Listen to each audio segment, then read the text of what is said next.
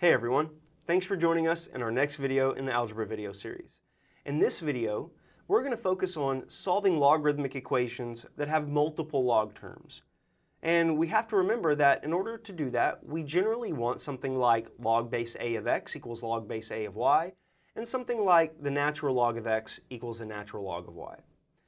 Now, we have to recall that anytime we have logarithms, there are domain restrictions. All arguments must be greater than 0. And in this case, all the arguments are x and y, so those both must be greater than 0. Other than that, let's just jump into an example and talk about how we can solve it. So the first thing we see is we have logs of the same base. That's key, because we need them to have the same base. But before we really jump into any algebra, we always want to consider what that domain restriction is. So here we see that 2 is certainly greater than 0, so that's good. But we need x minus 4 to be greater than 0 also, so that x must be greater than 4. But now that we've established that, let's bring it up here and do some algebra. So again, the general format we want is one logarithm on one side, one logarithm on the other side. So let's easily get that format by adding 3 log base 5 of 2 to both sides of this equation, so that we have log base 5 of x minus 4 equals 3 log base 5 of 2. Now, we do want to get rid of those logarithms, but we have to notice something. If you look at our general equations up here on the left, neither side has a coefficient. And in our equation right here, the right-hand side has a coefficient. So that's actually our very next step, is to move any coefficients we have, and we're going to move them to the power of the argument, so that we would now have log base 5 of x minus 4 equals log base 5 of 2 cubed. But we can quickly rewrite the 2 cubed as an 8. Now that we have a single log on each side, no coefficients, we're ready to get rid of the logarithm by raising both sides as a power of the base, or as a power of 5, so that we have 5 to the log base 5 of x minus 4 equals 5 to the log base 5 of 8. On the left-hand side, we reduce to x minus 4, and on the right-hand side, we reduce to 8. Now, since there's nothing to distribute there on the left, we don't need those parentheses, and we can easily just add 4 to both sides and have x is equal to 12. And sure enough, 12 is greater than 4. But we always want to check that when we get to the end of solving a logarithmic equation.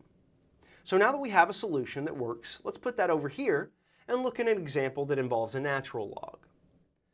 Again, whenever we start with a logarithm, we always want to think about restrictions. So we see that the first argument, the 3, is greater than 0, so that's good.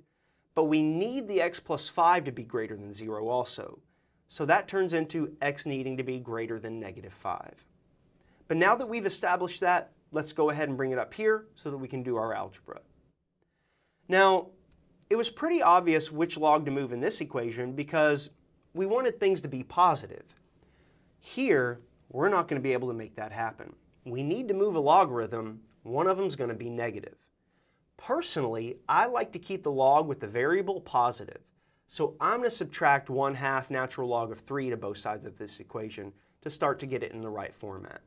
So that we've got the natural log of x plus 5 equals negative 1/2 natural log of 3. Now, just as with the other equation, at this point, any coefficients have to move to powers, so that on the left-hand side, nothing changes. We still have the natural log of x plus 5. But on the right-hand side, we now have the natural log of 3 to the negative 1/2 power. Now that we've moved the coefficient, we're welcome to eliminate the logarithm by raising both sides as a power of e, so that we have e to the natural log of x plus 5 and e to the natural log of 3 to the negative 1/2. Now, we cancel the log on both sides so that we have x plus 5 equals 3 to the negative 1/2, but generally we really don't like to work with negative powers. So let's pause for a second and rewrite the right-hand side of this equation to be a little bit cleaner.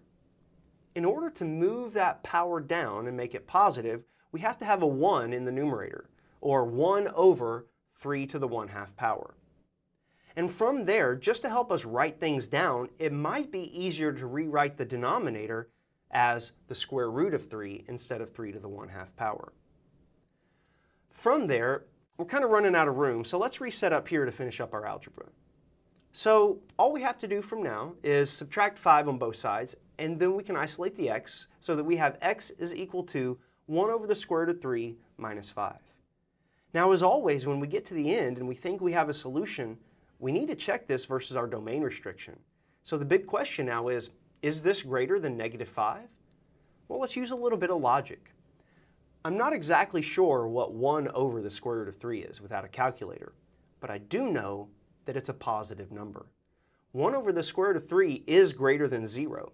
And something that's greater than 0 minus 5 should always be greater than 0 minus 5. So sure enough, we got a solution that fits our domain restriction, or 1 over the square root of 3 minus 5 is greater than negative 5. So let's pull that result over here and we can talk about some generalities. So we see that in both of our equations, we ended up having to move a logarithm in order to get the right format, and in both equations, we had to move a coefficient into the power to get rid of it.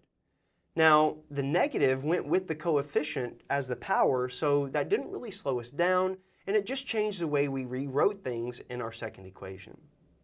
But that brings us to the end of the video. Thanks for joining us, and we'll see you in the next video.